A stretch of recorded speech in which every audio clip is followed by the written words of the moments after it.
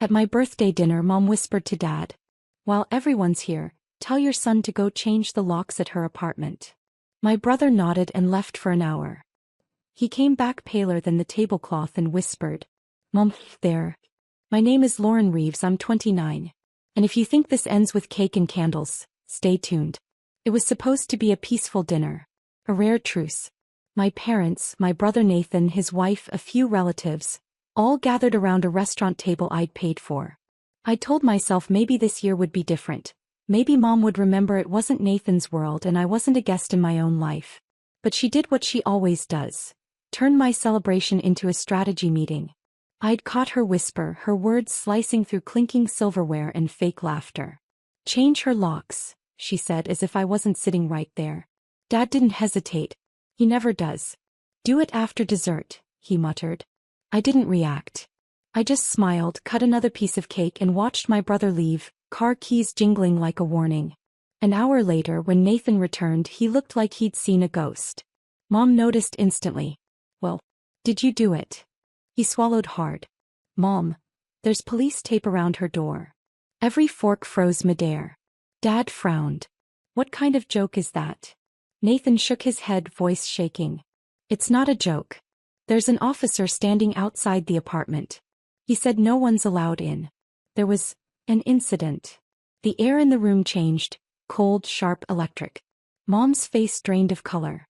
"What incident?" she demanded. But before Nathan could answer, my phone buzzed on the table. An unknown number flashing with a message that made my blood run cold. The message on my phone read, "Ms. Reeves, this is Officer Grant from Portland PD. Please contact us immediately regarding your apartment."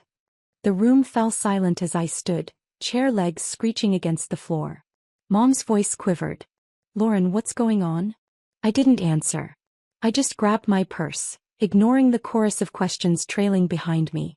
Outside, the night air felt like glass against my skin. My car keys shook in my hand, but my mind was razor clear. If there was police tape at my home, then something was very wrong. By the time I reached my apartment complex, 2 patrol cars were still parked outside, their lights painting red and blue shadows across the brick walls. A uniformed officer stepped forward. "Ms. Reeves." I nodded. "What happened?" He glanced at his clipboard. "You're the tenant, correct? We received a report of a break-in. Your door was forced open, but nothing appears stolen. We've sealed the scene for investigation." I blinked. "A break-in? Who?" He raised a hand gently. "We're reviewing footage. Do you have any idea who might have access to your keys?" I stared at him for a moment, then exhaled slowly. "My brother. Nathan Reeves." The officer's pen froze midair. "And why would your brother break into your apartment?" I hesitated, the truth heavy on my tongue. "Because my mother told him to." He looked up sharply. "Can you repeat that?" I nodded, steady now. "She asked him to change my locks tonight without my consent. I think he found something he wasn't supposed to." His radio crackled before I could say more. A voice came through, "We've got a match on the prints inside, sending ID to command." The officer's expression changed instantly, surprise then unease. "Ms. Reeves," he said slowly, "you might want to sit down for this." I sat on the curb outside my apartment complex, the cold seeping through my dress. Officer Grant crouched beside me, his expression cautious but firm. "Ms. Reeves," he said, glancing at his tablet, "the prints inside your apartment don't belong to your brother, or to you." I frowned. "Then whose?" He turned the screen toward me. "A man named Thomas Hale. Does that name mean anything to you?" My breath caught. "Thomas was my landlord's nephew. He handled maintenance." Grant nodded. "He's currently in custody. We found surveillance footage. He broke into your apartment last night using a key copy. He's been under investigation for a series of unlawful entries across the complex." My stomach twisted. What was he doing inside? Grant hesitated. "You may want to see this yourself." He led me to the stairwell, the faint smell of dust and old paint heavy in the air. My door stood half open, the lock splintered. Inside, the apartment looked almost untouched, except for the photos. Every framed picture of me and Liam, my son, had been flipped face down. On the coffee table lay a single envelope. Grant gestured toward it. "That was on the couch when we arrived." My hands trembled as I opened it. Inside was a printed message. Tell your mother the truth always finds its way home. My throat went dry. This doesn't make sense, I whispered. Grant looked at me steadily. We're running forensics on the letter. Do you have any idea what this might mean? I stared at the words again, the letters perfectly aligned, printed from a household printer. But the phrasing, tell your mother, hit too directly. I stepped back, heart pounding. He wasn't breaking in to steal anything. He was delivering something. Grant frowned. Delivering what? I swallowed hard. A message meant for her, not me. And suddenly my mother's strange panic at dinner didn't feel like control. It felt like fear. The next morning I woke to 3 missed calls from my mother, and one from an unknown number. Officer Grant's voicemail played first. Ms. Reeves, we've confirmed that Thomas Hale was paid by an anonymous bank transfer last week, traced back to an account under your mother's name. For a moment I couldn't move. The air in my apartment thickened, pressing against my chest. My mother had hired the man who broke into my home. I called Grant immediately. You're sure? Yes, he said, voice steady. The payment was for maintenance services. But given the timing and the note we found, it looks deliberate. We believe your mother may have been trying to retrieve something. I laughed bitterly. Retrieve what? I own nothing she can't already manipulate. Then I froze. The attic box. The one labeled Dad's business papers, which I'd found last month while cleaning. Inside were property deeds, signed by both of them but never declared in taxes. I hadn't mentioned it to anyone. Grant's tone sharpened. Ms. Reeves, does your family have any history of financial disputes? History? I whispered. My mother's made a career out of them. Within the hour I was back at the station. The evidence folder on the table held photos of the letter, the broken door and the transaction records. Grant slid them toward me. Would you like to file charges against your mother? I hesitated. The word mother still felt sacred, but the woman it described didn't. Not yet, I said. I want to know what she was so desperate to hide first. He nodded. Then you'll need to talk to her, carefully. That evening I texted her. Dinner. My place. 7 p.m. No games this time. Her reply came within seconds. Fine. But I hope you're ready for the truth. For the first time in my life I actually was. By 7 o'clock sharp the knock came, light, calculated, like everything she did.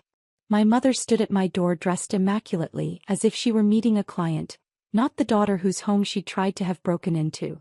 Lauren, she said, stepping inside without waiting for an invitation. Her perfume hit first, familiar, expensive, suffocating. You shouldn't have involved the police. I folded my arms. You shouldn't have sent a criminal into my apartment. Her lips tightened. Watch your tone. You don't understand what's going on. Then explain it, I said, motioning toward the couch. She sat, crossing her legs with precision. Your father's business dealings weren't simple. Those papers you found, they don't belong to you. Thomas was supposed to retrieve them quietly before you did something stupid. I stared at her, stunned. You hired someone to break in rather than talk to me? Her voice softened in that manipulative way she'd perfected. I was protecting you. There are things you don't need to know. Mom, I said flatly, you've been protecting lies, not me. Her mask slipped then. You think you're smarter than us, Lauren? You have no idea what those documents could expose. Your father could lose everything. I let the silence stretch, then pulled out my phone, tapping the record button. You mean the undeclared properties? The offshore accounts listed under my social security number. Her eyes widened. What have you done? I learned how to stop being your pawn. She stood abruptly. You wouldn't dare ruin this family. I met her glare evenly. You already did, Mom. The only difference is, I'm not covering for it anymore. Her face hardened into something cold and unfamiliar. You'll regret this. I smiled faintly. Maybe. But at least it'll be my regret. Outside, thunder rolled, like the world itself agreed. The storm outside grew heavier, lightning flashing against the windows as if the sky itself wanted to witness what came next. My mother paced in front of me, her heels clicking on the floor, every sound sharp as a blade. You don't understand what's at stake, Lauren, she hissed. If those documents go public, your father could face prison time. The entire family's reputation was already destroyed, I cut in. When you put my name on fake property deeds to hide your assets. Her face went still. The silence that followed was deafening. I found everything, I continued. Transfers under my ID. Signatures that aren't mine. Even emails to Thomas. You didn't just drag me into your lies, Mom. You built them on me.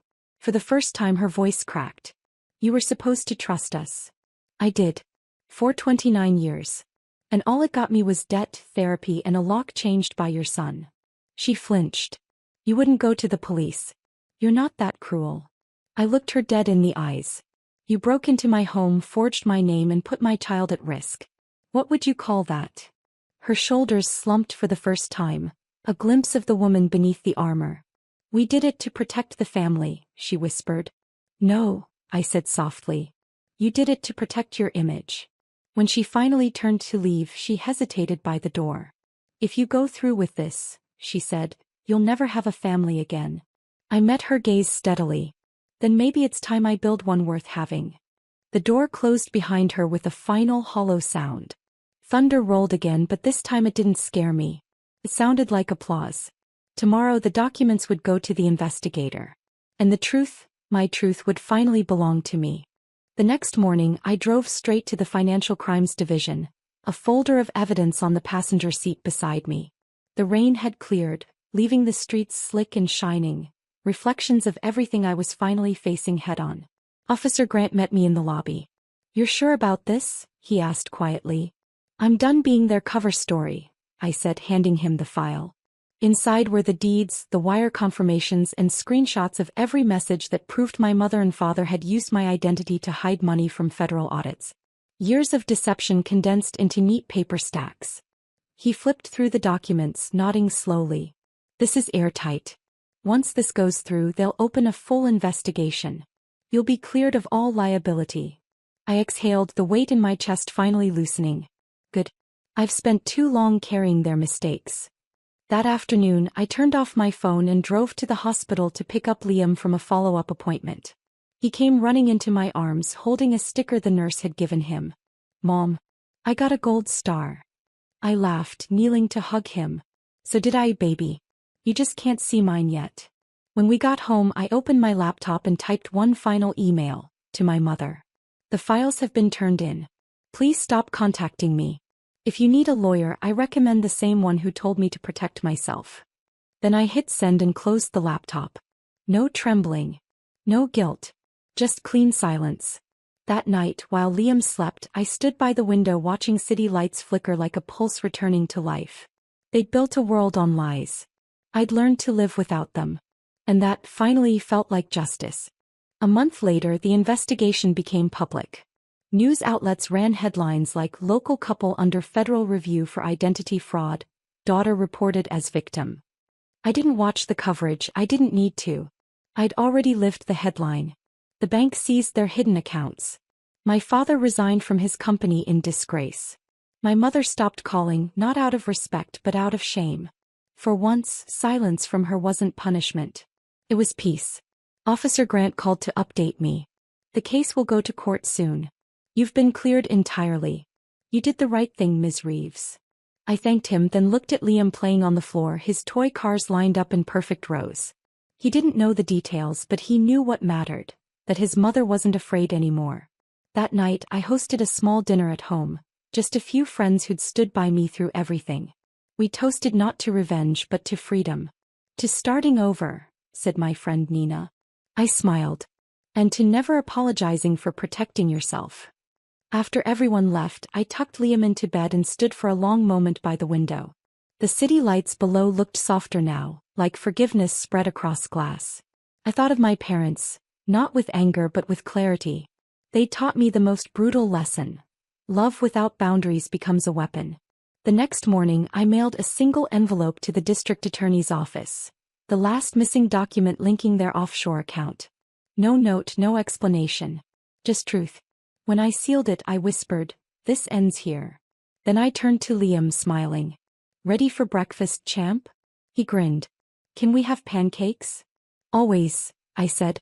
And just like that, life moved forward. Simple, steady, mine again.